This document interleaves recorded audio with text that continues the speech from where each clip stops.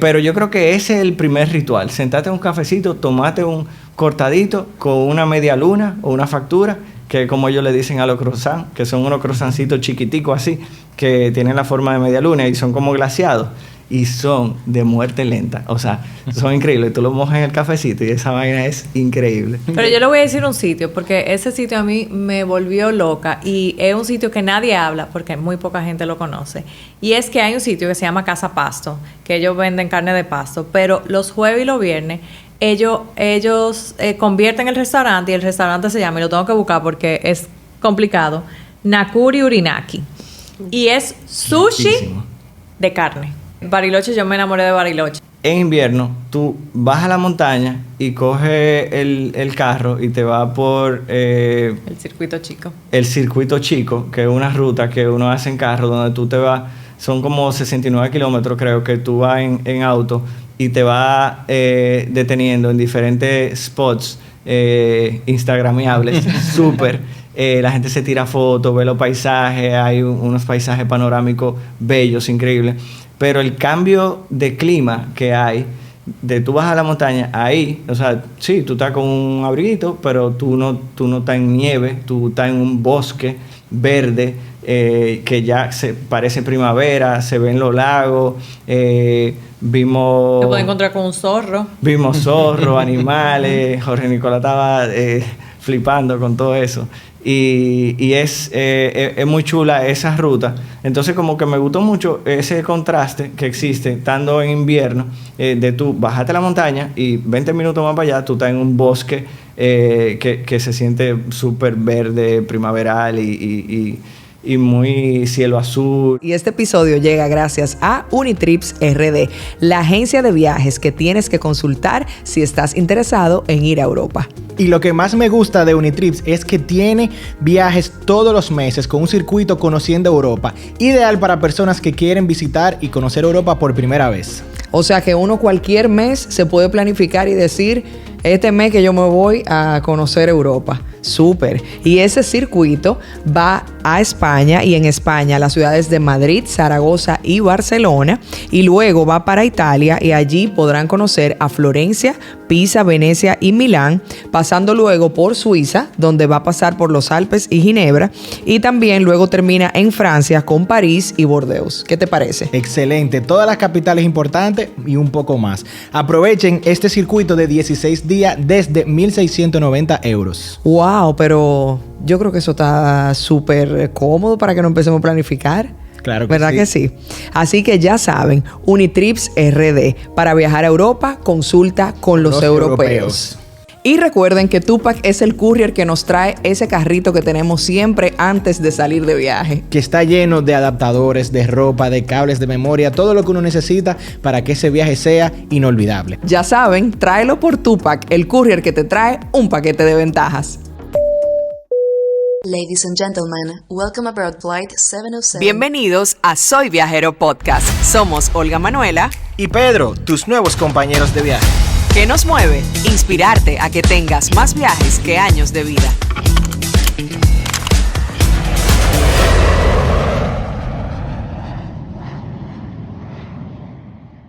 Hola viajeros, bienvenidos a un nuevo episodio de Soy Viajero Podcast. Y Argentina es un destino que si ya fuiste, seguro quieres volver, y si no has ido, seguramente lo tienes en tu lista de viajes. Y es que tiene mucho que ofrecer, desde paisajes impresionantes, su gastronomía, el asado, también es conocido por el fútbol con grandes leyendas, la ciudad de la furia.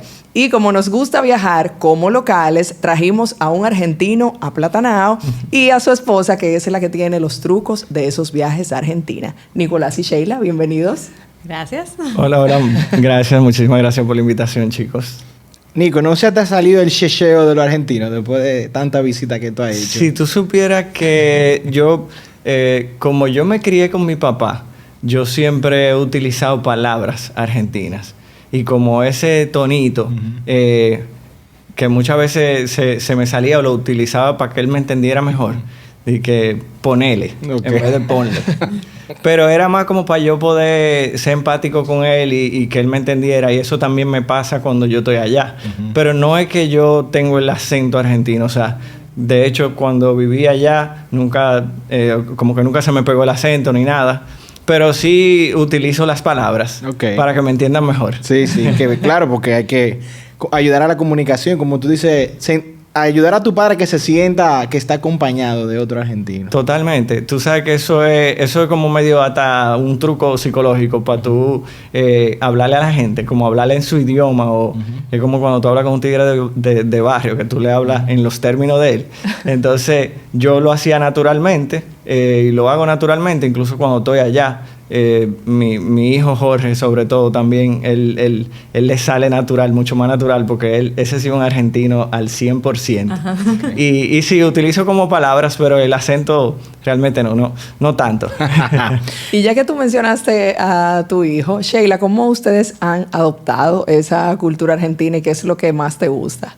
Bueno, mira, es una historia muy interesante para mí, porque Nico viene de un papá argentino y yo vengo de un papá colombiano. Y yo siempre le decía a Nicolás, yo quiero que mis hijos conozcan su cultura.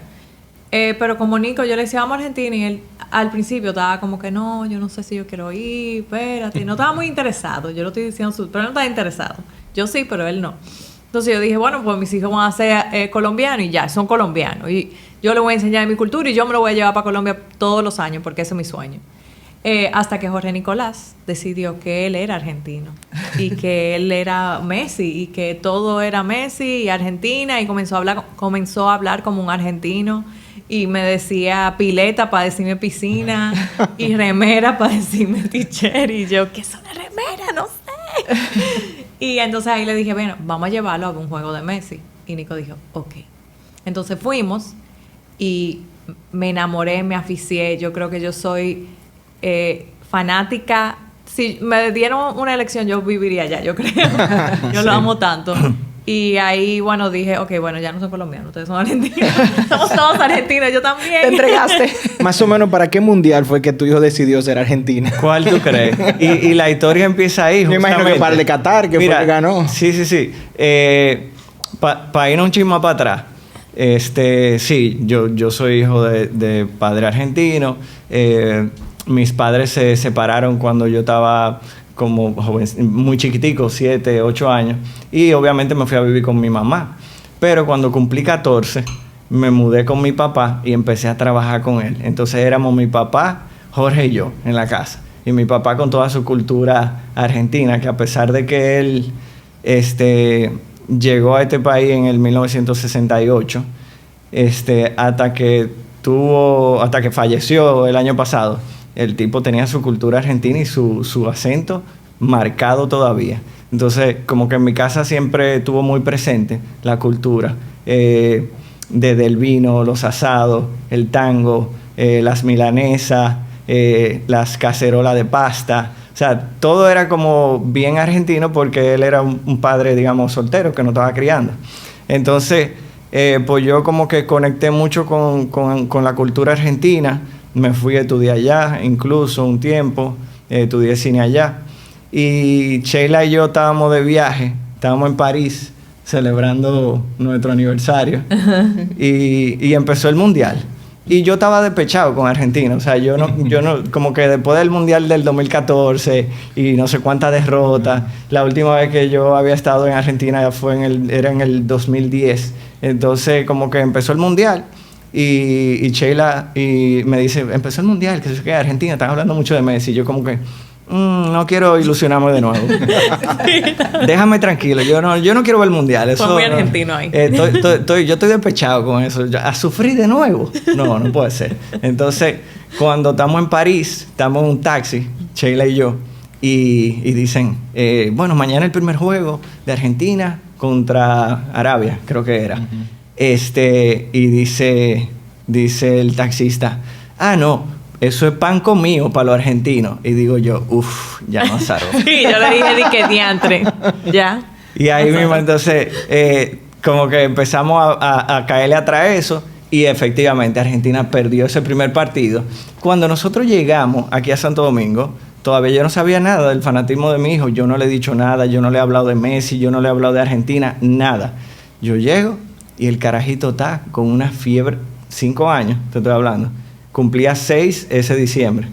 Y el carajito con una fiebre de Messi, qué sé yo cuánto, hablándonos de Messi, poniéndolo en el iPad, que Argentina, que qué sé yo cuánto, que el fútbol. Y eso fue de repente, que él como que saltó con eso.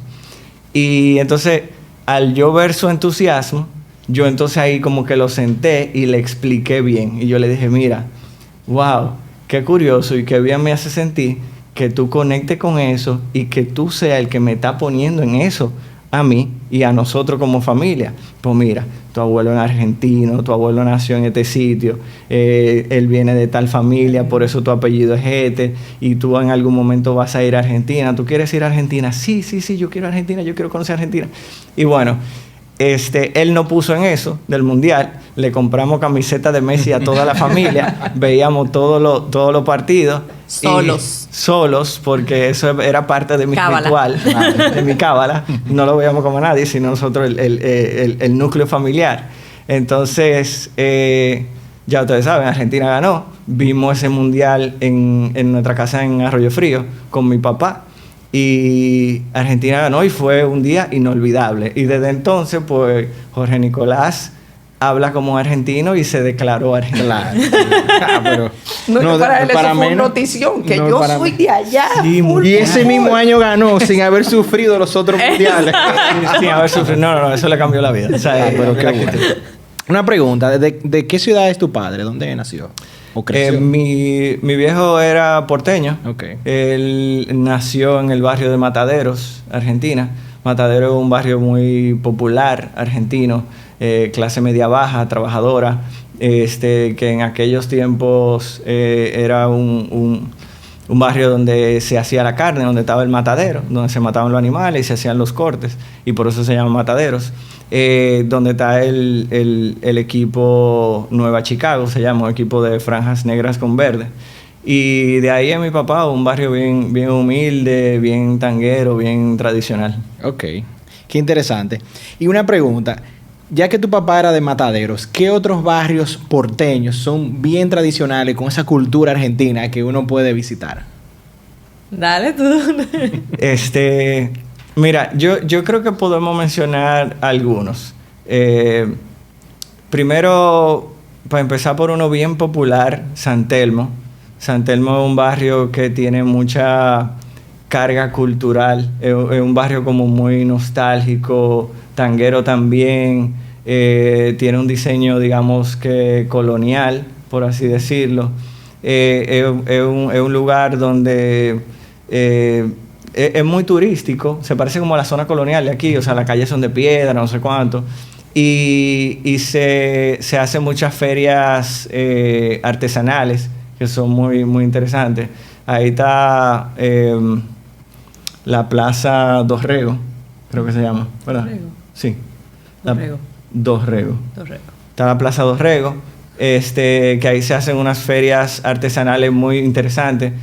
Cada vez que Sheila y yo vamos, nosotros vamos los sábados, los domingos, y se compran muchas cosas chulas, sobre todo antigüedades y todo eso como souvenir que le gusta mucho a la mujer y que ahora a mí también me gusta mucho, porque nosotros cada vez que viajamos seguimos como una tradición de los papás de Sheila, que ellos solían traer mucha artesanía de los lugares donde viajaban, y ahora nosotros hacemos lo mismo. Entonces tenemos la casa de Arroyo Frío llena de cositas y recuerdos de todos lados.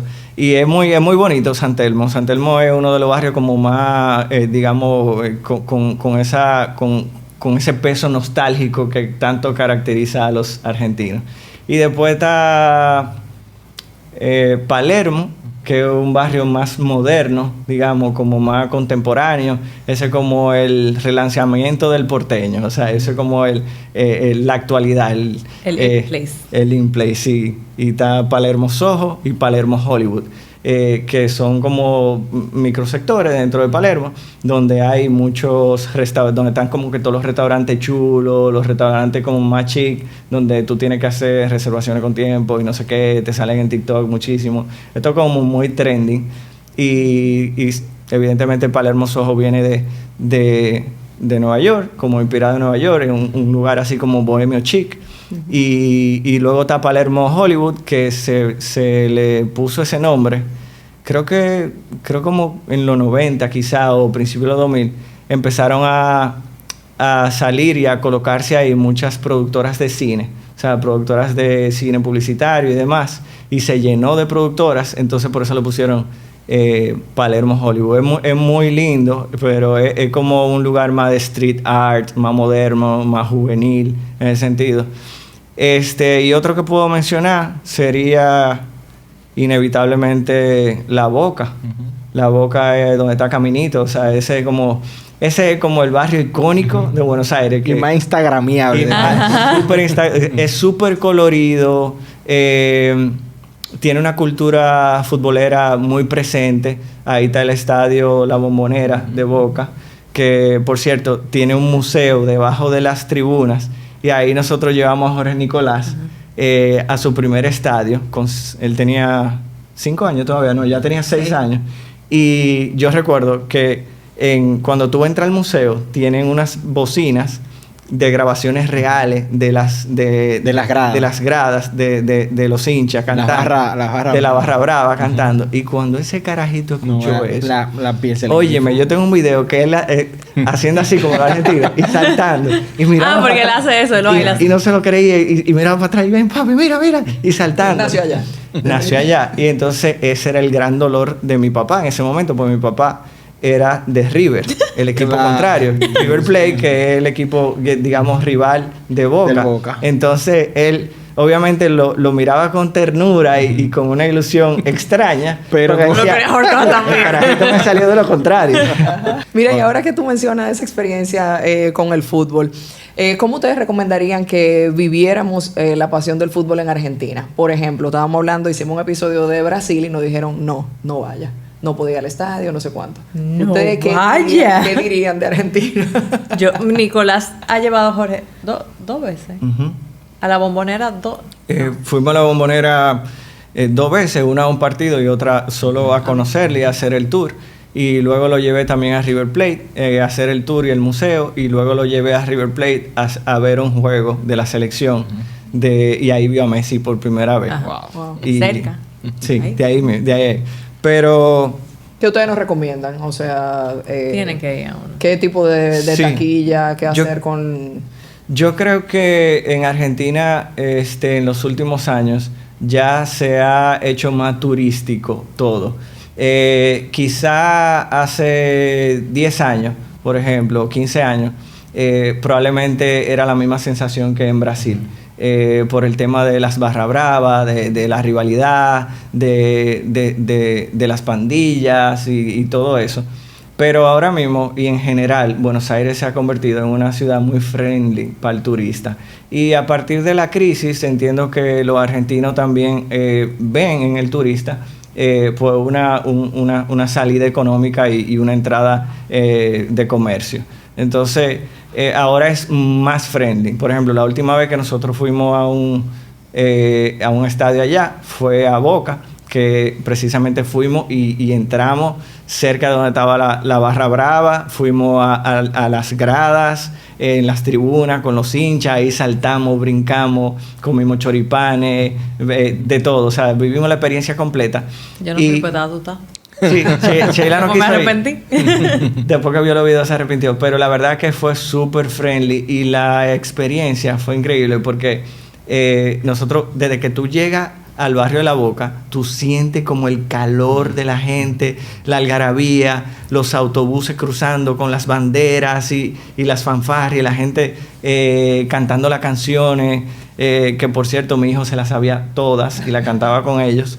Y le mandaremos un video. Y bueno, las taquillas yo las compré con Víctor, un chofer de Uber que conocimos precisamente en Caminito, y conectamos con él, me dio su teléfono y el tipo se ha convertido en nuestro chofer cada vez que vamos a Argentina. O sea, él me busca en el aeropuerto, me lleva a todos lados, compartí su contacto con mis amigos. Hay que tener ese contacto. Ellos lo llaman. Vamos a poner en la descripción. Víctor es genial y él es el que me consigue las taquillas. Entonces él me consiguió las taquillas de la entrada a Boca, de la entrada a ver la selección.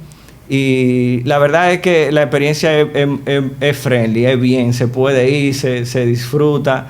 Y sobre todo también recomendaría ir a los museos de los estadios para que conozcan como toda la historia detrás, la historia de los jugadores y todo eso como que hace más interesante luego la experiencia. Pero ellos tienen un plan para cuando son así, como son como turistas, ¿verdad? Que es un plan como VIP, que ellos lo llevan, ellos entran antes, o sea, van para evitar el gentío, ellos tienen que entrar media hora antes. Sí. Tienen que entrar media hora antes, se quedan ahí y luego para salir tienen que... También, o sea, como que tienen una logística para eso. Nosotros fuimos con Víctor es de La Boca, nosotros andábamos con los... Con un local. Muchachos. Ruling. Ok, y ya que ustedes hablaron de choripán, Ay. gastronomía, cuéntenme un poco de esos rituales gastronómicos o esos lugares donde ustedes van en Buenos Aires, porque a todas estas dijimos porteño y para el que no lo sabe, se le dice porteño a los que son de Buenos Aires. Entonces, todo este momento hemos hablado de Buenos Aires. ¿A cuáles son esos lugares que ustedes visitan para probar la gastronomía y cuáles son esos platos icónicos? Mira, hay un sitio que nosotros siempre vamos, que es La Cabrera, que tiene un menú muy diverso de carne, tiene todo tipo de carne y muy bueno. Y una de las cosas interesantes que tiene es que ellos pasan con los side dishes. Acompañamiento. Con los acompañamientos para que uno pueda probar diferentes cosas, como había uno que era un mousse de hongos. No, eso no se lo recomiendo. Pero está muy interesante que era un mousse de hongos, o sea, y entonces tienen todas esas cositas que hace la experiencia un poco más interesante. Sí, fue curioso y fue chulo al mismo tiempo porque nosotros regresamos a La Cabrera justamente un año después, en la misma fecha, y nos atendió el mismo mesero y se acordaba de nosotros. Wow. Y nos atendió súper bien y la verdad que la comida es increíble. Mucha gente habla de Don Julio, que evidentemente es como el más famoso, el top del mundo, no sé cuánto. Pero a nosotros nos gusta mucho La Cabrera. La verdad que en Don Julio nos fue muy bien. La calidad de la carne, de la cena, del servicio, increíble. Top mundial, indiscutiblemente. La cuenta fue bastante considerable. Yo creo que pagamos, si no me equivoco, Sheila, corrígeme ahí, pero creo que pagamos 150 o 180 dólares para Sheila y para mí. Sin embargo, en La Cabrera... Con vino. Con vino. En La Cabrera fuimos con la mamá de Sheila, que nos acompañó en ese viaje, mis dos hijos, Sheila y yo, evidentemente, y gastamos 200 dólares, pero comimos de todo. O sea, asado de tira, ojo de bife, incluso pedimos una milanesa, que yo soy fanático de las milanesas, no sé si saben cuáles son las milanesas, que es como el filete de res empanizado. El filete de res se pone, primero se le pone pan rallado, como para secar un poco la carne, luego entonces el mismo filete se zambulle en el huevo, y luego entonces tú vuelves y le pones pan rallado por encima, se fríe y después entonces le ponen arriba, dependiendo de cómo sea. Hay una que es a caballo, que tiene huevo arriba. A mí me gusta mucho la que tiene tomate natural con queso, es buenísima. Y luego está la proboleta, que es un clásico argentino, que es el queso provolón al barbecue. Ese queso provolón al barbecue con orégano y aceite verde por arriba de verdad es exquisito. Eso fue lo que me enseñó a hacer mi suegro. Sí, mi papá. Eso es lo único que aprendí. Mi papá lo hacía muy bien. Pero yo creo que, o sea, de rituales que nosotros hacemos, en lo personal, no importa la hora que nosotros lleguemos a Buenos Aires, definitivamente salir a caminar primero, salir a caminar, ver el entorno, escuchar a la gente hablar, escuchar el acento, el olor tan particular que tiene, sobre todo en invierno y en primavera, la ciudad. Es un olor que me conecta a cuando yo estudiaba allá. Y me encanta como que salir a caminar, ver los lugares y eso, escuchar a la gente, pararte en una esquina, en cualquier café. Un cafecito afuera. En un cafecito afuera. Nosotros nos quedamos mucho en Recoleta, que es un barrio, digamos, bien, digamos, tranquilo, semiturístico, de un target, digamos, bueno, que tú te vas a sentir tranquilo, que los Airbnb son a un precio bastante accesible si lo comparas con otros sitios. Pero yo creo que ese es el primer ritual. Sentarte en un cafecito, tomate un cortadito con una media luna o una factura, que como ellos le dicen a los croissants, que son unos croissancitos chiquiticos así, que tienen la forma de media luna y son como glaseados. y son de muerte lenta. O sea, son increíbles. Tú lo mojas en el cafecito y esa vaina es increíble. Pero yo le voy a decir un sitio, porque ese sitio a mí me volvió loca y es un sitio que nadie habla porque muy poca gente lo conoce. Y es que hay un sitio que se llama Casa Pasto, que ellos venden carne de pasto, pero los jueves y los viernes ellos convierten el restaurante y el restaurante se llama, y lo tengo que buscar porque es complicado, Nakuri Urinaki. Y es sushi Riquísimo. de carne. Entonces ellos hicieron platos de sushi, pero integrando la carne dentro de ahí. O sea, lo único que hay que tenga pescado es una empanada de camarones y carne mezclada. Pero después de ahí ellos tienen como uno tataki yo creo que tataki que se llama, ajá, de pecho de cerdo. Tienen un onigiri de bife y con un huevo de codorniz. Y el que más me gustó eran unos tiraditos de mollejas. Los tiraditos de molleja estaban increíbles. Estaban Y la increíbles. verdad que también los cócteles. Ese fue como uno de los dates Descubrimiento. que tuvimos Sheila y yo en ese viaje. Y por eso siempre estratégicamente nos llevamos a nuestra suegra. Para que no pongan esta parte. Para que ella cuide a los niños y nosotros podamos salir de noche. Entonces, esa salida también fue memorable para nosotros. Pero para cerrar con los rituales, yo creo que definitivamente tienes que pedir una empanada argentina en cualquier esquina. O sea, ojalá sea en El Cuartito, por ejemplo, que es una pizzería muy emblemática argentina que está en el centro. Y ahí las empanadas son increíbles. Las empanadas son increíbles donde sea. O sea, si tú llegas de tu vuelo a Buenos Aires a las 1 de la mañana y tú llegas a tu Airbnb, pide por pedido ya una empanada argentina antes de dormir. Hay pedidos ya. Para que tú llegues a Argentina de verdad. O cómete una pizza fugaceta o de queso con aceituna verde arriba, que eso es clásico. Wow, súper. Y en cuanto a postres y vino, ¿qué experiencia han tenido? Mira, uno de los sitios más interesantes nosotros llevamos a los niños fue que yo descubrí una confitería, se llama Confitería La Ideal. Y parece un palacio. Entonces tú entres y parece un palacio donde te sientas y tú puedes hacer tardes de té, donde ellos te traen unas bandejas donde tienen galletitas, facturitas, media luna, pasteles un poco más franceses, italiano. Y es una bonita experiencia para compartir con los niños y comerte muchos dulces. Yo personalmente no soy tan dulcero.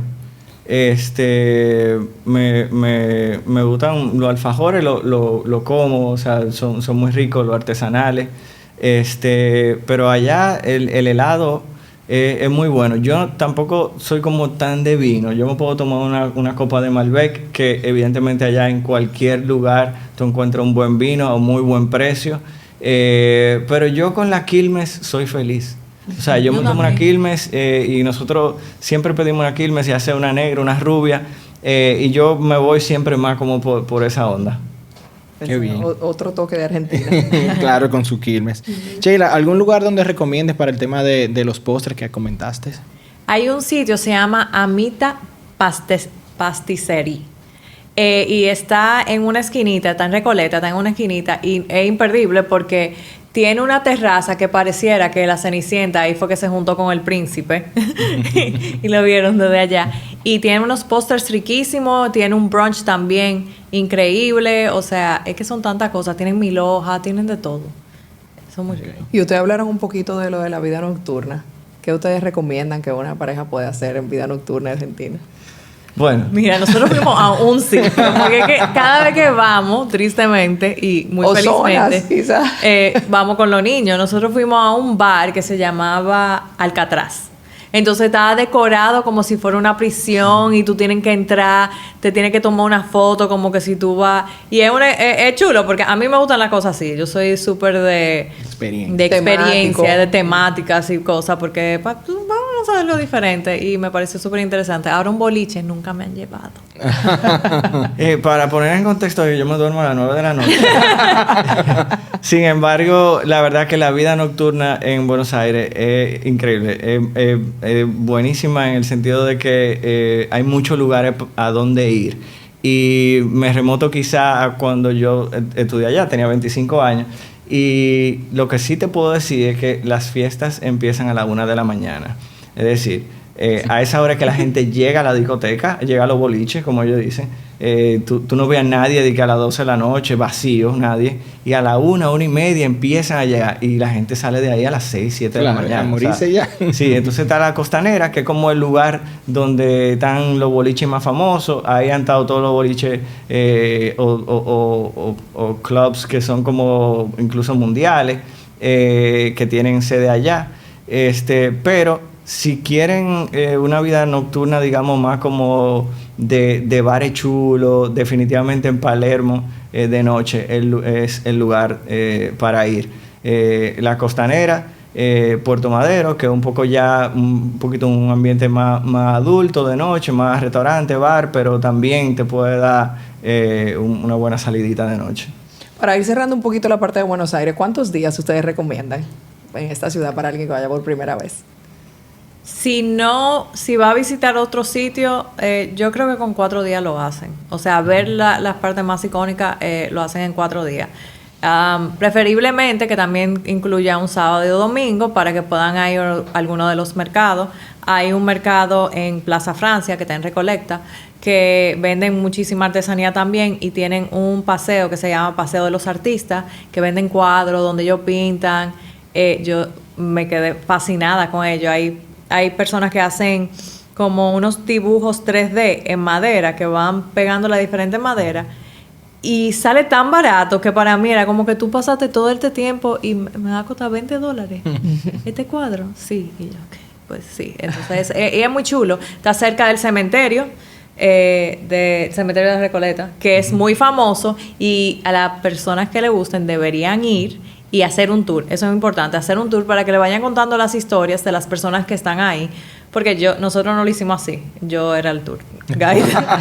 Yo me aprendí todo y comencé a hacerle los cuentos. Okay. Sí, porque en el grupo de nuestros amigos, a Sheila dicen Sheila Tour. Porque ella es la que organiza todos los viajes. Se sabe todo el itinerario, los precios, los costos, busca los vuelos, arma el viaje entero. Y yo soy como el meme del viaje. Yo llego, ¿para dónde vamos? ¿En qué vamos? ¿Dónde que me siento? ¿Hacia dónde voy? Ok, gracias. No, el que dicen que, hola, soy Sheila y yo compré los vuelos. Hola, soy Nicolás. Ok, yo soy Sheila. Sí, pero yo creo que para ir a Buenos Aires, como dice Sheila, en 4 días tú puedes ver como muchos lugares emblemáticos, tú sabes. Pero definitivamente Buenos Aires es una ciudad que tiene demasiada cosa para ver, dependiendo de lo que a ti te guste. O sea, si te gusta el teatro, hay un montón de opciones, empezando por visitar el Teatro Colón, que es el teatro más famoso, histórico de allá. Pero si te gusta el cine, hay una avenida solamente llena de cines, restaurantes. De hecho, tú buscas en TikTok 10 cosas gratis que hacen en Buenos Aires. Y tú vas a ver ahí un montón de cosas que tú puedes hacer, desde el ecoparque, visitas al zoológico, paseo en bicicleta, calle Florida. La calle Florida, paseos, hay un montón de cosas que tú puedes hacer. O sea que no creo que hay una cantidad de días específicos dependiendo de cuántas cosas tú quieres ver, pero 4 días prudente. Y el ecoparque, porque lo mencionó, si tienen niños y van con niños, es increíble porque antes era un zoológico y entonces pero ya ellos no aceptan zoológico. Entonces los animales volvieron a donde podían estar, o sea, se fueron de ahí, menos los animales que estaban muy enfermos o que ya estaban domesticados. Pero dentro del ecoparque hay, yo no quiero decir rodents, pero hay animales andando libremente. O sea, la mayoría de los animales está libre, que tú puedes acercarte.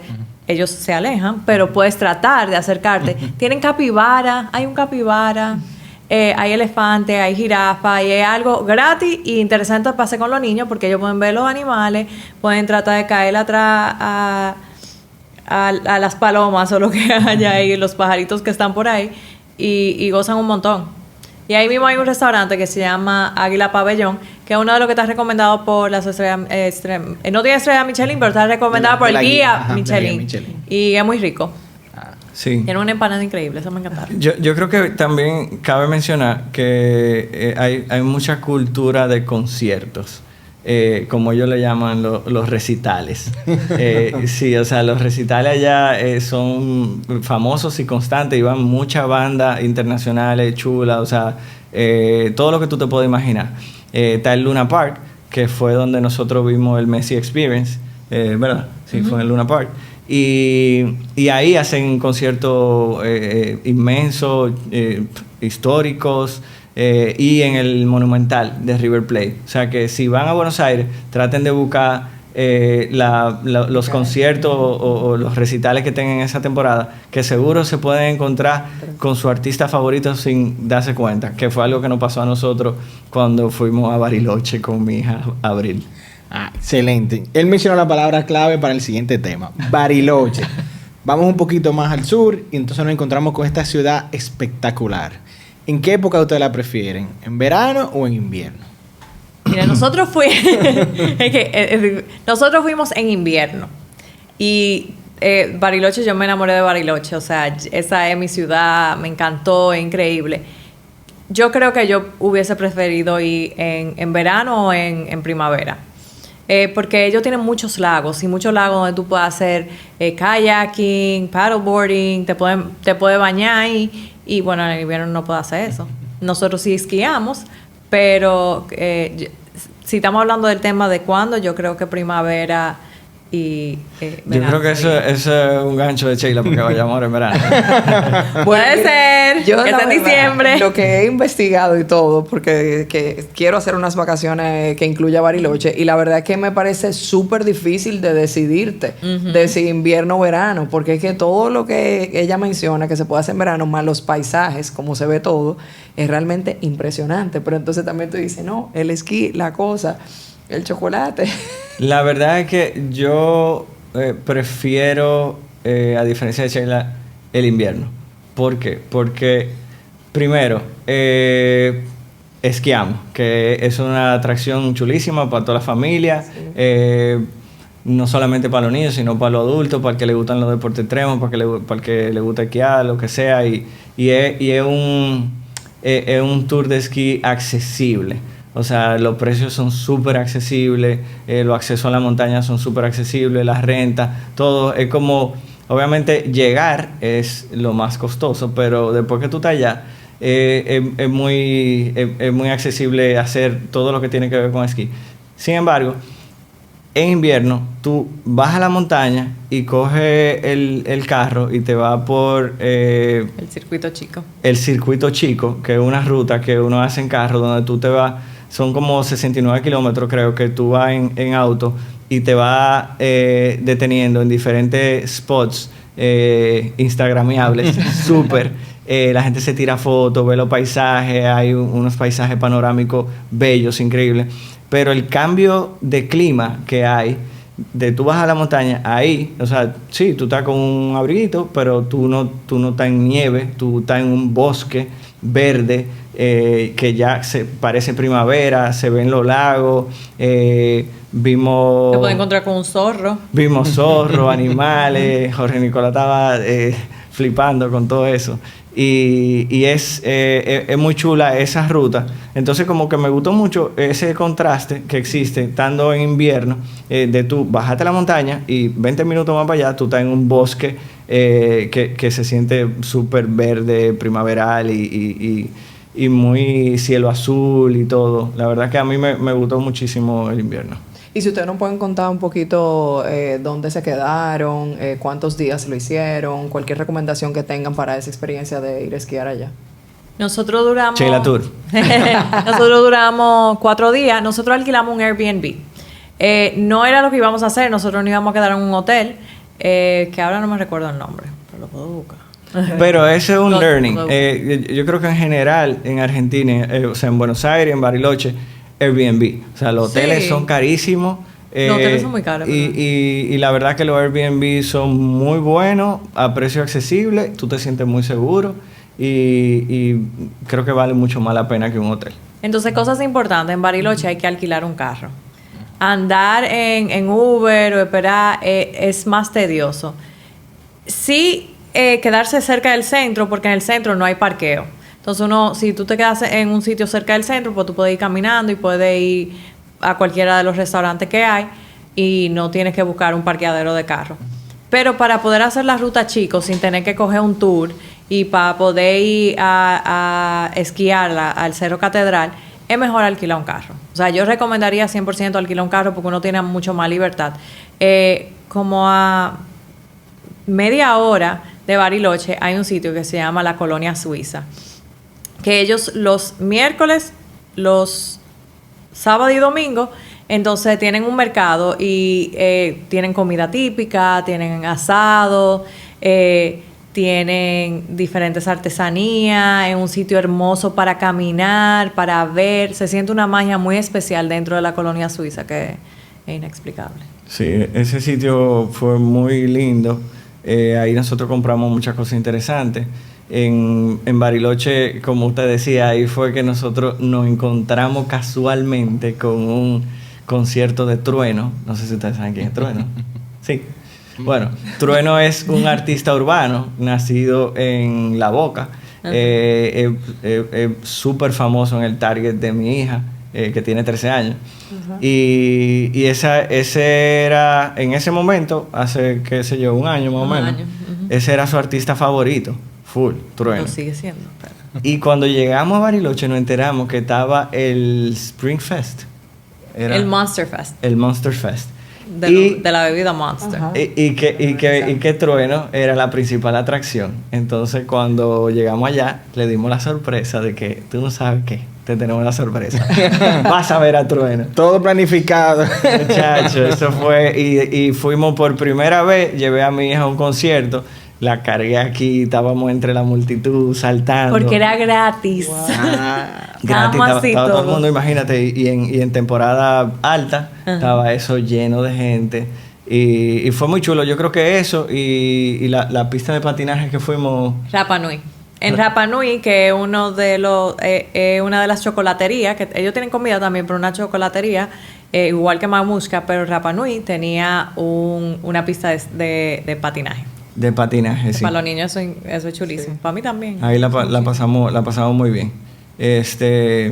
Pero Bariloche tiene como una magia, como un feeling que parece como Jarabacoa en el futuro mezclado con Europa.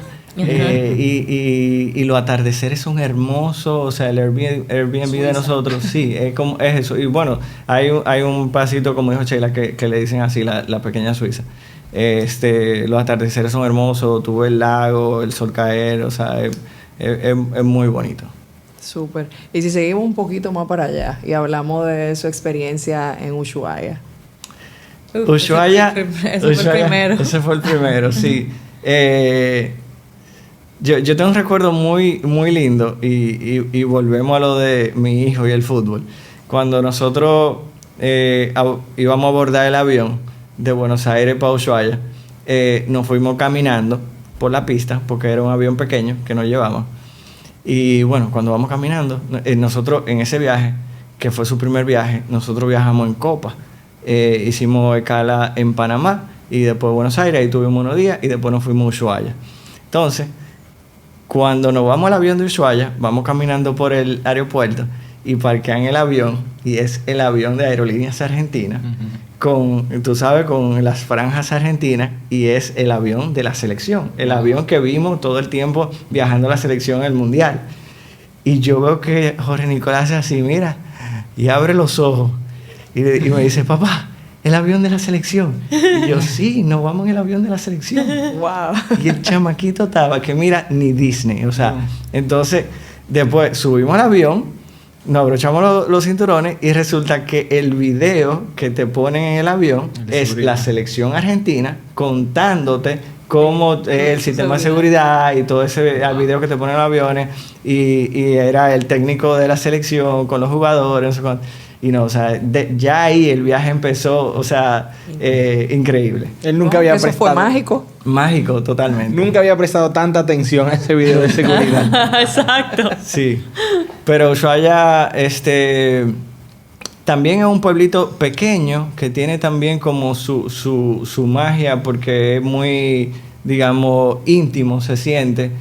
No hay una gran ciudad, no hay mucho ruido, pequeño. Nosotros duramos poco tiempo, ahí sí tuvimos un hotel. Sí, el Osteria América. Osteria América. Osteria América. Y creo que de las cosas más interesantes que hicimos en Ushuaia definitivamente fue el tren del fin el del tren mundo. del fin del mundo. El tren del fin del mundo con la nieve y el paseo y los personajes que te atienden, que todo tú te sientes como si tú tuvieras un cuento. O sea, para mí, de adulto, fue impactante y mágico como viví eso. Yo me sentía como un cuento de Navidad que me iba a salir Santa Claus de repente, y cómo ese tren se va bordeando la montaña y la nieve. La verdad que Tips de viajeros ahora, muy importante, del tren del fin del mundo. ¿Te gustó, verdad? Me encantó. Te encantó, claro, te encantó. Reserva Porque sí, reservamos VIP. Que no es tanto, o sea, estamos hablando de en ese momento, no sé ahora, señores, pero en ese momento, hace 2 años, costaba $30. $30 donde tú tenías un carro en el tren solo para ti y te daban la comida. Entonces tú ibas viendo todo el paisaje, escuchando las historias y tenías la comida. Nosotros habíamos comido y en ese momento dijimos, bueno, es que como llegamos y teníamos hambre, tuvimos que comer. Yo no dijeron, está bien, pero le vamos a dar una merienda y nos prepararon una merienda a Nico y a mí con champán, a los niños con chocolate caliente, con facturas, con media luna y todo eso. Pero es mucho más íntimo y tú lo puedes disfrutar más que si están sentados atrás con...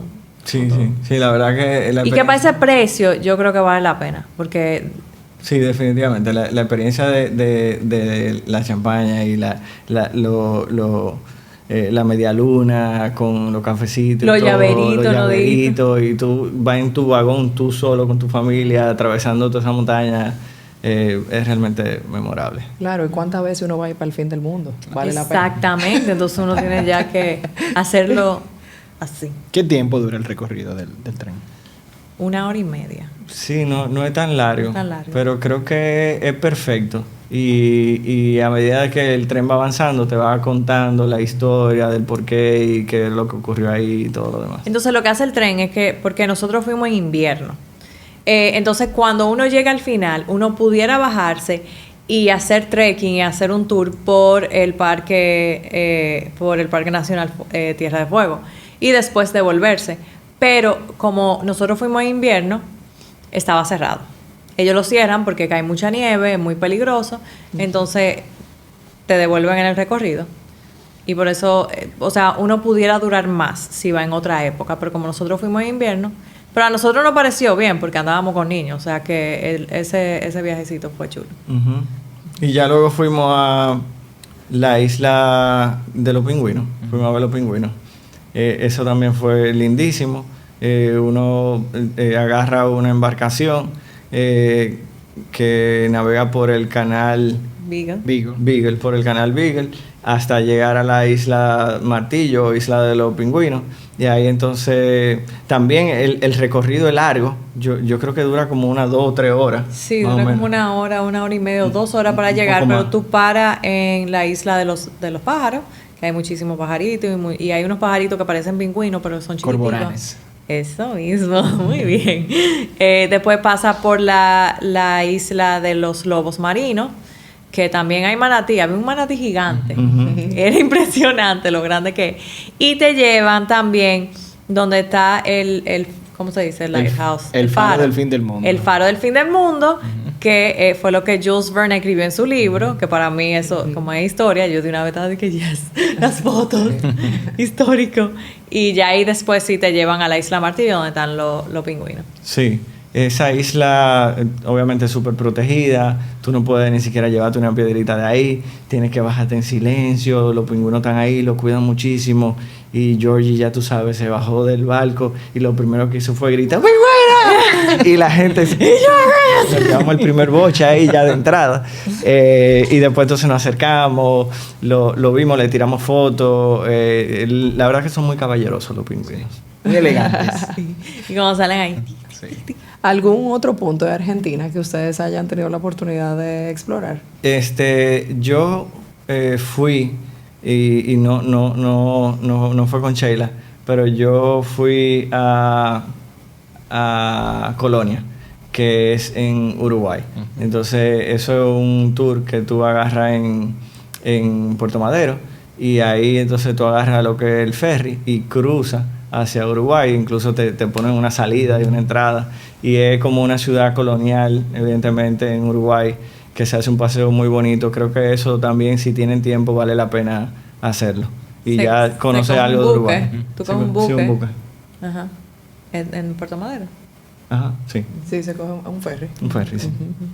¿Alguna recomendación que ustedes den antes, que debemos saber antes de ir a Argentina? ¿Qué errores no cometer? ¿Cómo manejarnos, por ejemplo, con tema del dinero? Sí, mira, yo creo que las recomendaciones debe dar la Sheila, que maneja ese departamento. Ok. Recordando que tú eres la maleta, la mochila que ya.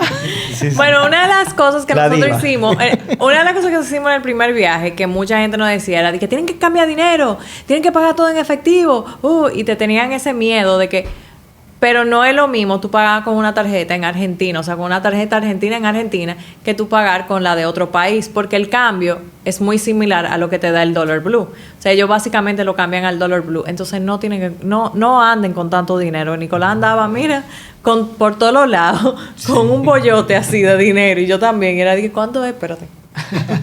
No hay que hacer eso ya, o sea, con la tarjeta uno se puede manejar bien. Y es incómodo porque, por ejemplo, tú ibas a una casa de cambio y tú cambias $500 y tú sales de ahí con un maletín de dinero Por el tipo de cambio. que tú dices, wow, pero ¿y cómo yo voy? Y literalmente yo salí con los fajos de dinero que al final del día, qué sé yo, era de que ¡pah! Toma, dame una Coca-Cola. Exacto, entonces yo decía, dije, ¿tú crees que esto es necesario? Y él dije, sí. Yo dije, yo estoy aquí leyendo y creo que no. Después nos Hicimos dimos la cuenta prueba, de eso, hicimos que prueba. es un mito. O sea, usar la tarjeta te funciona súper bien. Ajá. Y ya después, quizás en términos de viaje, a nosotros nos gustó más viajar por Copa, haciendo escala en Panamá, por el reset que te da la escala y que tú como que vuelves y coges energía y arrancas de nuevo. Sin embargo, Aerolíneas Argentinas, que sale de Punta Cana y es un vuelo directo, yo siento para mí que es muy superior como aerolínea, es mucho más cómodo, la comida, el trato, el servicio, los aviones. A mí me gustó mucho Aerolíneas Argentinas. Yo lo haría de nuevo, lo único es que tú tienes que irte a Punta Cana a coger el vuelo. Entonces, cuando tú te vas, está bien, porque tú te vas entusiasmado, vámonos para Argentina. Pero de Pero regreso. allá para acá, cuando tú vienes, y con ese contraste de venir del frío y llega aquí con un calorazo, el abrigo, nuestro chofer que se fue a las Américas Bucano en vez de a Punta Cana, tuvimos que esperar una hora más, entonces como que se puso un poco más complicado, así que recomendamos. Y Arayet está viajando ahora también. Sí, Arayet, Vamos a claro. poner Arayet, sí. Ok. ¿Han visitado el glaciar Perito Moreno, las cataratas de Iguazú? Eso vamos ahora en diciembre. Ok. Entonces cogimos diciembre precisamente porque, bueno, diciembre en verano, más en febrero y enero, febrero, pero yo sé que en diciembre lo vamos a lograr. El Perito Moreno, como es verano, comienza a romperse. Entonces tú tienes la experiencia de ver el glaciar romperse y caer en el agua y todo eso. Entonces eso, y también para salir del frío, porque siempre vamos en verano. Vamos en verano de aquí, que es invierno allá. Entonces eso lo vamos a hacer ahora, justo.